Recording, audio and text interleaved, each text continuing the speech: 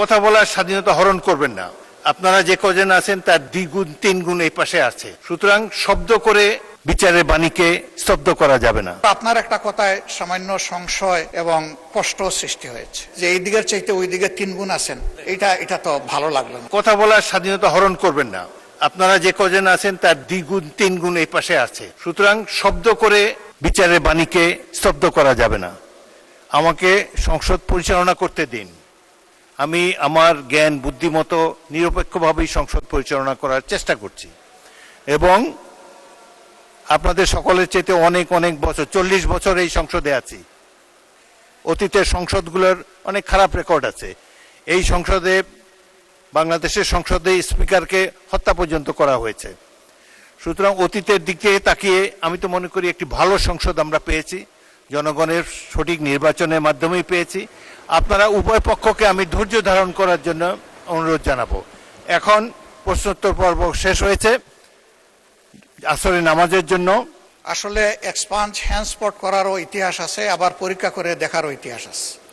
আজকের বিষয়টা একবারে স্পষ্ট, এটা তো আর পরীক্ষা করে দেখার কোনো বিষয় নেই এবং এটা রিপিটেডলি এগেইন অ্যান্ড এগেইন এই কথাগুলো এখানে এসেছে। 2 নম্বর, আপনার একটা কথায় সামান্য সংশয় এবং কষ্ট সৃষ্টি হয়েছে।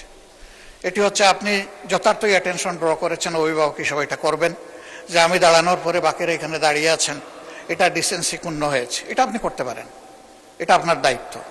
কিন্তু সেই সাথে শেষের দিকে কনক্লুশনে গিয়ে একটু বললেন যে এই দিকের চাইতে ওই দিকে 3 গুণ আছেন, এটা তো ভালো লাগলো না মাননীয় স্পিকার। আমি কোনো গুণে বিভক্ত, এই সংসদকে কোনো গুণে বিভক্ত করার পক্ষে নই। আমরা প্রথম দিক থেকে বলেছি ভালো কাজে আমরা সবাই এক হব, একসাথে কাজ করব, অন্যায় কিছু হলে আমরা প্রতিবাদ করব। আমরা সেই প্রতিবাদ করেছি। হয়তো এই প্রতিবাদ কারো পছন্দ হবে, কারো পছন্দ হবে না, সেটা ভিন্ন। কিন্তু আমি মনে করি যে এই ধারায় আমাদেরকে হ্যান্ডেল না করলে আমরা খুশি হব। ধন্যবাদ আপনাকে। ধন্যবাদ মাননীয় বিরোধী দলের নেতা।